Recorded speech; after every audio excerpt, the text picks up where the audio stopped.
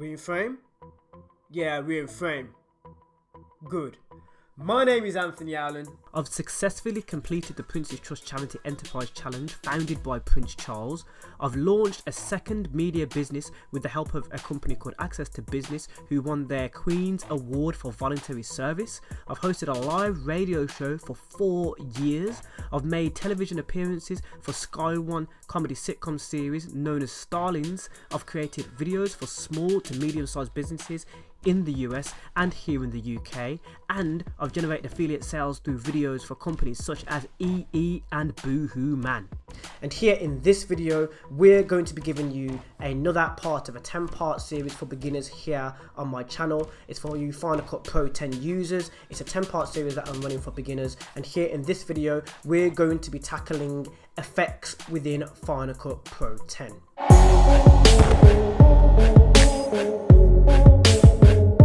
So here in this video, we're going to be talking about and showing you how to use the effects and the effects panel within Final Cut Pro 10. Before we get started and before we start talking about how to use your effects within Final Cut Pro 10, just letting you know that it's also well worth checking out the channel and the playlist that I have on the channel, because I have a playlist for Final Cut Pro 10 beginners and we tackle absolutely everything from how to get your project started all the way up until the part that we're on now, effects, and we have more coming on the way. It's a 10-part series for Final Cut Pro 10 beginners and it's definitely well worth checking out if you're getting started with the platform of Final Cut Pro 10, or you just want a refresher on how to use and how to make use of every single function within Final Cut Pro 10.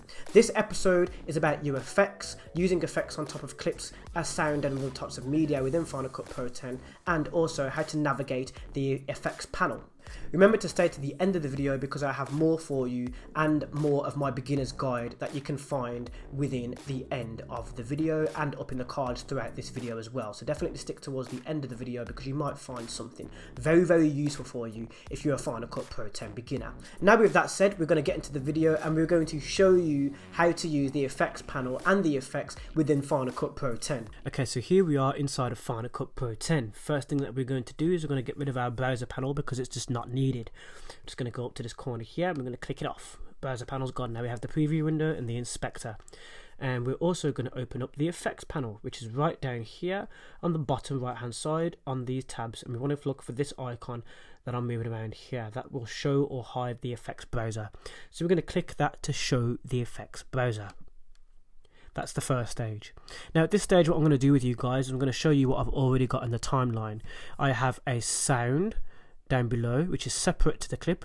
I have a sound attached to the clip, and then I have the clip itself, which we're going to apply effects to show you how this basically works. So first we're going to actually play the timeline through to see what we've got. Sign into your interface and find me the most bad boy beat you can. Quick time.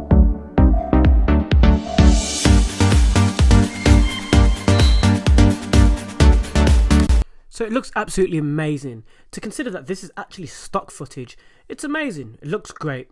I might start making something like this myself. So what we're going to do is we're going to draw this all the way back to the starting frame, and then we're going to have a look in the effects panel. So each and every single one of these are an effect that you can apply to your clip.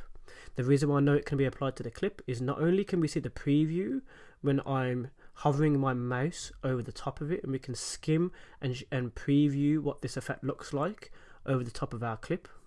The playhead is on selecting what clip we're actually previewing this with, so you can see the playhead is on the clip.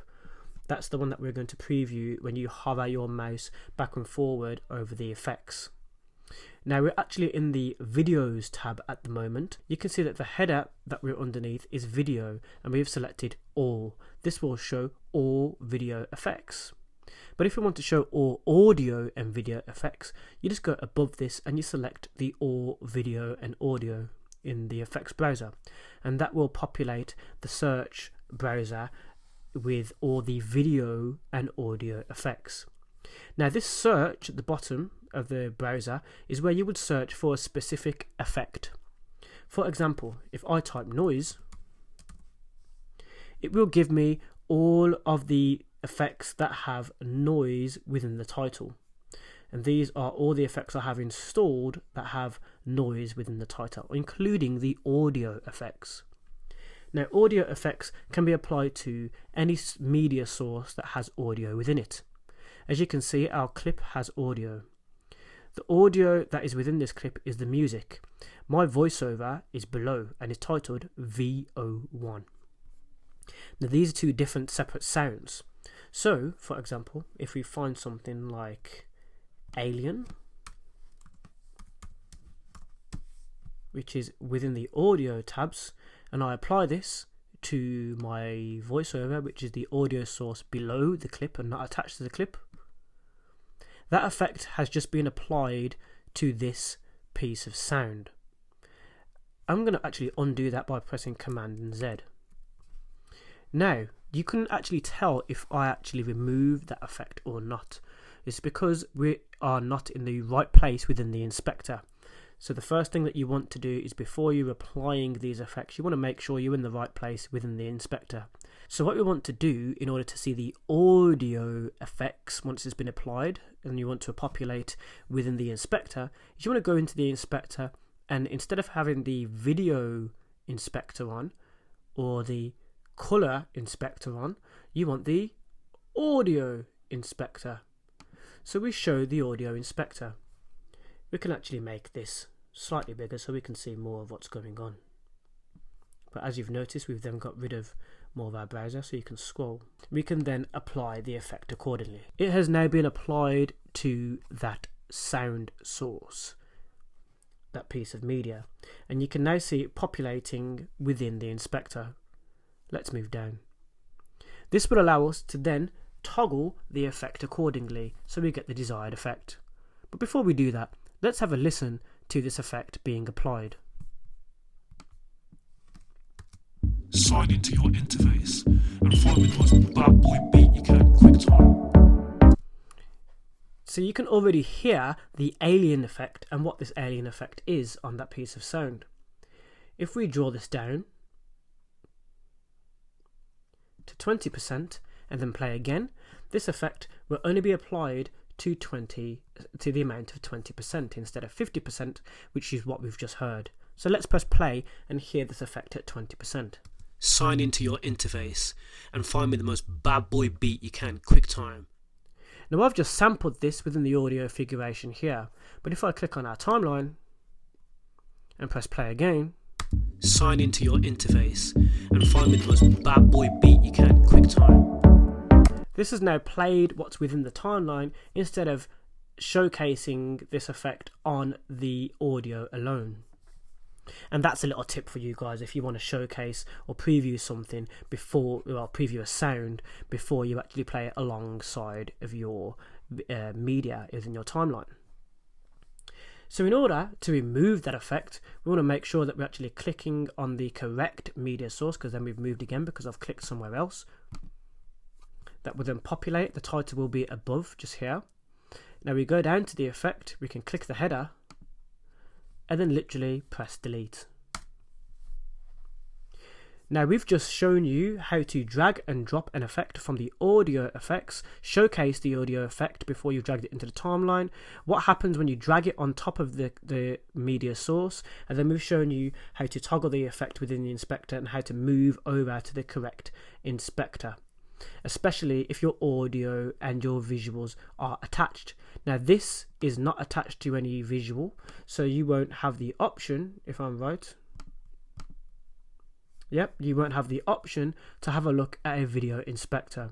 That is one way to know the difference between if you're on a media source with audio and visuals, or if you're on a media source with just simply an audio or just visual, because you won't have the option for the lesser. So what we're going to do now is I'm going to show you a visual effect. So I'm going to drag the Alien Lab visual effect over to our visual welcome source material.